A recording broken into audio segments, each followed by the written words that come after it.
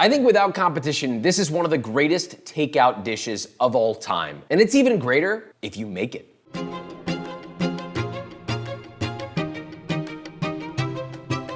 We're talking about orange chicken. You're not gonna find this in China, but that doesn't mean that it's not awesome. It's one of those inventions that exists because Americans love stuff like this. But every once in a while, the American palate can be right. You have crispy, you have chewy, it's juicy, it's sweet, it's sour, it's salty, it's maybe a little bit spicy, and it's the perfect marriage of two different cuisines in one. So that being said, let's make this, shall we? Now we're gonna start by marinating our chicken. We'll make our orange chicken sauce, bread fry sauce, and assemble. You might think we start with oranges. That's not true, that's actually an urban legend. Later in the process though, first we start with the main event, the chicken. I have 2 pounds of chicken thighs. You can trim the fat off these if you want, that's perfectly fine, but it's not a necessary thing to do. I like to leave a lot of the fat on because it leaves a little bit of juicy pops. So I'm gonna dump all that chicken out, put it on your cutting board, and all you need to do is cut it into bite-sized pieces. So like a 1/2 inch, an inch if you really wanna get big. I think like close to a 1/2 inch thick, little 1/2 inch cubes is what I like to do. You can go thicker. There's no real rule here, but if you go 1/2 inch, they'll cook fast, they fit easy in the mouth. You do have to remember, when you bread and fry anything, it always ends up a little girthier after it's fried because that breading, first of all, is adding an additional layer and it's gonna puff when it fries, so just consider that. Okay, all of our chicken is cut. The other thing I should also mention is that your chicken needs to be roughly the same size. You don't want one piece of chicken that's like 2 inches thick and then another piece of chicken that's 1/2 inch thick. If you do that, first of all, it'll cook unevenly, but what would be even worse is if one is fully cooked and one is not. Uh-oh, salmonella. Chicken in a bowl to marinate. 1 tablespoon plus 1 teaspoon of kosher salt, 1 teaspoon of MSG. That's not optional, it's not. 1/2 teaspoon of baking soda, 1 tablespoon of Shaoxing cooking wine, 2 cloves of garlic, fresh grated. Please don't buy the pre-grated stuff. It takes like 2 seconds to grate the garlic. I'd rather you buy pre-peeled garlic and grate it fresh than pre-minced garlic. I mean, it's just gross. It's like a soupy mess from hell in a jar. It's never really that good. See, look, I'm already done. And then a 1-inch knob of ginger grated, also peeled. Now, all you gotta do, get in there with your hand, all right? Maybe put a glove on if you like, but you also don't have to. And you're gonna mix this as thoroughly as possible. Make sure it coats every last piece of chicken. Get in there. To make sure this gets coated thoroughly, I kinda like to pick up a side, fold it over. And just kinda keep doing that. That helps keep it even. The irony of me having a glove on one hand and then not on the other, and then now I have chicken on my thumb. So, I'm gonna wash my hands anyway. You can skip the marinade process and go straight to breading and frying if you're busy or you don't wanna wait, but ideally you'll cover this with plastic wrap and let it rest in the fridge overnight before moving on to the next stage. Orange chicken sauce. There are oranges in this sauce, but there's also other things that are really important like red Fresno or red jalapeno. Doesn't matter, pick one. You could also use regular jalapeno, but if you do, it'll be green and you'll see it in there, so red. You're gonna brunoise this. You take one, you cut the top off, you cut the bottom off, and then I want you to take this bad boy, just carefully cut down the center, and I want you to work around the exterior, kind of carefully cutting out this little guy right here. So you can see, here's the pepper, and here's the pith and the heart with all the seeds. So I'm cutting around that pith and that heart to just carefully remove it. No mess, no fuss. If a little bit of seed gets in there, that's totally fine, but the point is, remove this guy so you can get cleaner cuts. So now that I've done that, you can give that a little pat, get the rest of the seeds out. But now you're going to carefully cut these into 1/4 inch strips. Keep those cuts even,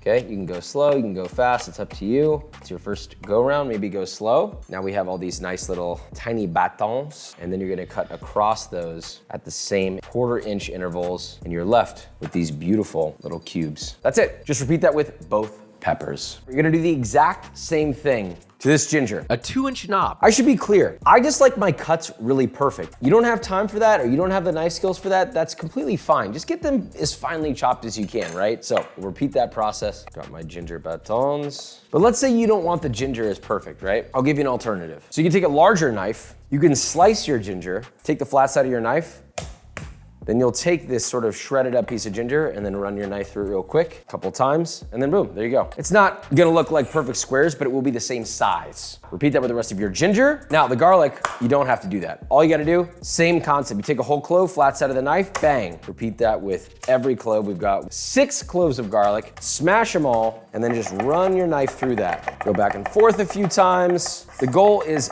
finely chopped. So we're gonna combine all of our veg, and now we move on to the stove. So we have a medium sauce pot here, set over medium heat. A little bit of vegetable oil, canola oil, something neutral tasting in the bottom, just enough to coat the bottom. And then you're going to immediately add your veg from earlier. And I don't want it to sizzle when it goes in there because we want to lightly sweat this. We don't want to burn it. We don't want to toast it. I want it just sweat it. I want some of those flavor compounds start to come out. Give it a little toss, coat that in the oil. You don't need a lot. And then just add a tiny pinch of salt to bring out that moisture. Now she's gonna sweat. You're gonna let that cook, stirring occasionally for about 2 to 3 minutes or just until softened. At this stage, you're gonna take this veg and to the best of your ability, just scrape out as much of it as possible and pop it into a bowl. We're gonna put this back in. I'm separating out for a reason. At this stage, the heat is off. So you're gonna add 1 cup of white sugar, 1 cup of rice vinegar, half a cup of soy sauce. I don't want light sodium. I don't want any fancy soy sauce, just a basic regular soy sauce. That can also be shoyu if you need it to be gluten-free. 3 tablespoons of fish sauce, 1/3 cup of wawa, water.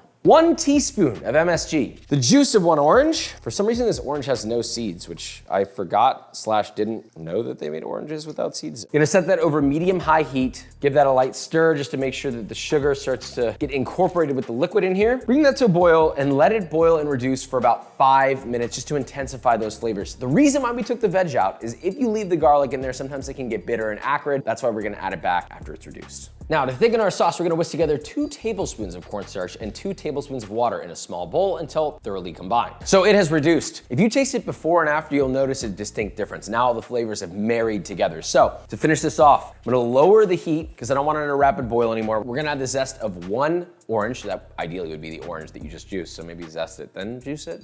That goes in. Your veg from earlier goes in. Bring that back up to a gentle simmer, not a boil. We have our cornstarch slurry. You're gonna add about 1/3 of that and just let that sit and mix in there and thicken. Never add your whole cornstarch slurry right away because it may be too thick. You wanna thicken it a little bit by little bit until it reaches the consistency you want. So let that come back up, let that thicken. Does it need to be thicker? Yes. So I'm gonna add another little splash, not all. And we're gonna let that thicken and take a minute or 2 for it to thicken, so be patient. It could sneak up on you, wait it out, because it could keep thickening. I've had moments where I turn it into like a gel and it's a bad day. You know what, I'm gonna do it. I'm going for the whole amount. Now, it may be different for you, depending on the humidity, elevation, blah, blah, blah, but I'm adding all of mine. Once that's thickened to your liking, you can always add more slurry if necessary. We are ready to fry and sauce our chicken.